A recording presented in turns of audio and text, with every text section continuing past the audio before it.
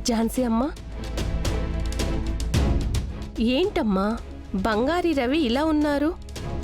కొద్ది రోజుల వరకు ఇలాగే ఉంటుంది. ముందు ముందు అంతా సర్దుకుంటుంది. మీరు చెప్తున్నారు, కానీ నాకు చాలా కంగారుగా ఉందమ్మా.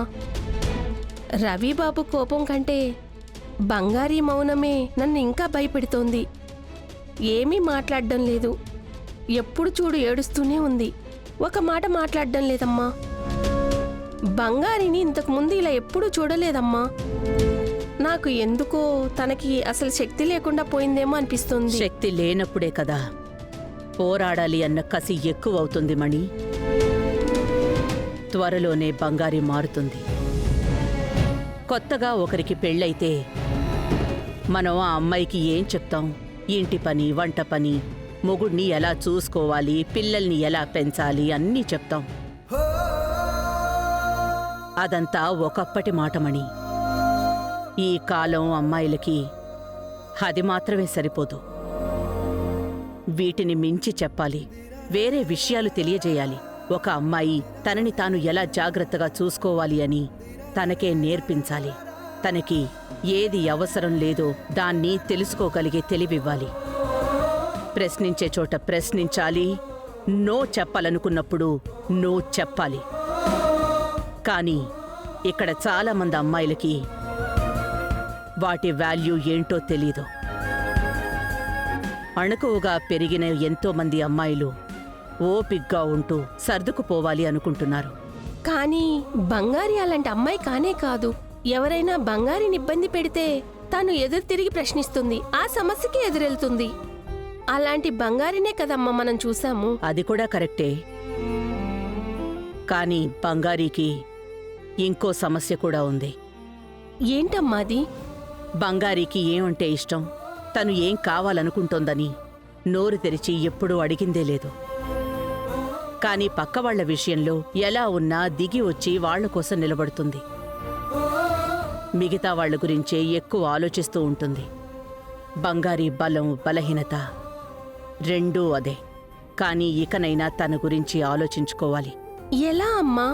చిన్న వయసు నుంచి పక్క వాళ్ళ కోసం తప్పించిన ఒక అమ్మాయి తన కోసం ఆలోచించేటట్టు ఎలా చేయగలం? అందుకే నేనున్నానుగా.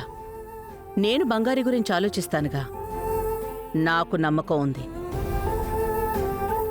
నా బంగారీ వీళ్ళందరినీ ప్రేమతో గెలుచుకుంటుంది. ఇప్పుడు గొడవపడ్డ వాళ్లే రేపు ఆశ్చర్యపడే విధంగా రవి, బంగారీ లవ్ చేసుకుంటారు. ఇద్దరూ సంతోషంగా ఉంటారు. ఆ రోజు ఎంతో ఎంతో దూరంలో లేదు మణి. తొందరలోనే వచ్చేస్తుంది. మీరు చెప్పేది వింటుంటే అది ఇప్పుడే ఎందుకు జరగట్లేదు అనిపిస్తుంది. నాకు ఆశగానే ఉంది. కానీ కాలం మనల్ని ఎదురు చూడమంటోంది. బంగారీ మారుతుంది. అన్నింటినీ మారుస్తుంది.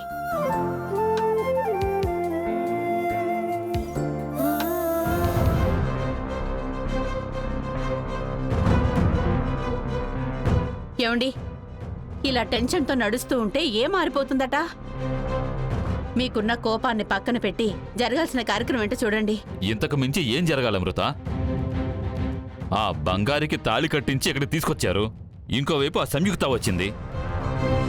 ఇంత జరిగిన తర్వాత కూడా ఈ ఇంటికే వచ్చింది. ఇదంతా చూస్తున్న అత్తయ్య మాత్రం దాన్ని ఆపనంటోంది. మీనా ఏమో ఏమీ చేయలేక చూస్తూ ఉండిపోయింది. ఏమండి, దానికి పొగరు మామూలుగా లేదు. అంతా రవి ఇచ్చే చనువే. ఎలా అండి ఒక అబ్బాయి అయ్యుండి అలా చేయగలడు? ఎవరి మీదనో పగ తీర్చుకోవడానికని దీన్ని అడ్డు పెట్టుకుని ఆ రస్కల్ గేమ్ ఆడుతున్నాడు. ఏదైతే ఏంటి, మన అమ్మాయి జీవితమే ఎటూ కాకుండా పోయింది. పాపం అండి వెన్నెల. బయటెంత నేను మర్చిపోయాను అని చెప్పినా లోపల మాత్రం తను రవినే తలుచుకుంటూ ఉంటోంది. తనను దీని నుంచి ఎలా బయటికి తీసుకురావాలండి? బంగారి ఒక్కతే సరిపోదని ఇదొచ్చి నా బిడ్డని చిత్రహింసలు చేయాలనుకుంటోంది. అంటే మనం చేతులు కట్టుకుని వేడుక చూడాలా? నేను వదిలిపెట్టను అమృత, వదిలేదే లేదు. పెళ్లి ఆగిపోయినప్పుడే ఆ సంయుక్త బ్యాక్గ్రౌండ్ చెక్ చేయమని చెప్పాను. మీరు చేశారా? చేశాను. ఆ బంగారి చెప్పిందంతా కూడా నిజమే. ఆ కుటుంబం అంతా భయంకరమైన ఫ్రాడ్. డబ్బు కోసం మాత్రమే తను మన రవితో పాటు ఉంటోంది. అయ్యయ్యో, ఆ ఫ్యామిలీ గురించి నాకు ఒక ఆధారం దొరికింది. దాంతోనే వాళ్ళ ఆటను ముగించేస్తాను, చూస్తూ ఉండు. మీరేం చేయబోతున్నారు నాన్న? ఆ సంయుక్త ఉంది కదమ్మా, తనని ఇంటి నుంచి పంపించేయబోతున్నారా?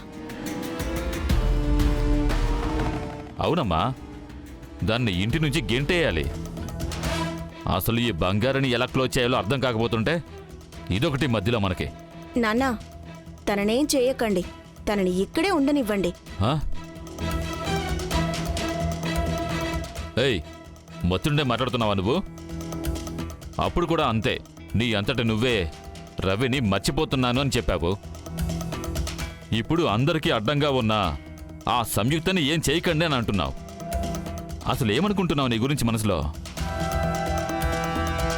నువ్వే రవి ఇక వద్దు అన్నా కూడా మేము వదిలిపెట్టము. రవియే ఈ జన్మకి నీకు భర్త. ఈ ఇంట్లో మనం ఉండాలి అంటే తనకి నీకు ఖచ్చితంగా పెళ్లి జరిగి తీరాల్సిందే. దానికి మీరేం చేయబోతున్నారు నాన్న? మీ దగ్గర సంయుక్త మీద ఉన్న ఆధారాలన్నీ తీసుకెళ్లి రవి బావకి చూపిస్తారా? మీరు చెప్తే బావ నమ్మేస్తాడా? వెన్నెలా, గమ్మున ఉండమ్మా.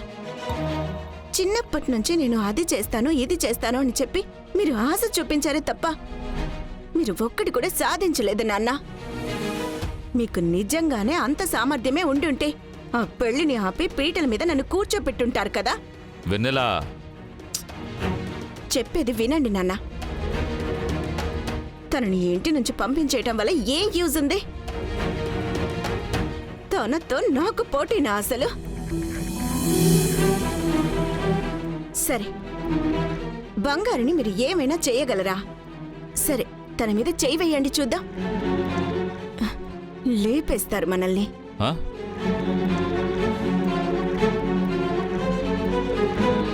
మీరిక ఏం చెయ్యనక్కర్లేదు. ఇక మీద ఆట నేనాడతాను. మీ విలనిజం అంతా వీక్ అయ్యి చాలా ఏళ్లయ్యింది నాన్న. ఏయ్, ఏంటి నువ్విలా మాట్లాడుతున్నావు? అలానే మాట్లాడతాను. ఎందుకంటే నష్టం వచ్చింది నాకు. నేను ఎంత గాయపడ్డాను అని నాకు మాత్రమే తెలుసు. నా రవి బావని నేను ఎలా సొంతం చేసుకోవాలని నాకు తెలీదా? నాకు పోటీ అంటే ఆ బంగారి మాత్రమే. తనని నేను చూసుకుంటాను. దాన్ని నడి రోడ్డుకి తీసుకొస్తా. కానీ చేతికి మట్టి మాత్రం ఆ సంయుక్తకి అంటుకుంటుంది. ఇద్దరూ కొట్టుకుంటూ బిజీగా ఉంటే అప్పుడు బావ ఒంటరివాడవుతాడు. ఆ తర్వాత బావ నాకు సొంతమైపోతాడు. నేను అనుకున్నది సాధించి తీరుతాను. ఇప్పటి వరకు మీరు చెప్పిందంతా నేను వింటూ వచ్చాను కదా. ఈ నిమిషం నుంచి నేను చెప్పింది మీరు వినండి. నన్ను కాదు అని ఏదైనా తప్పుగా చేశారో నాన్న అమ్మ అని కూడా చూడను.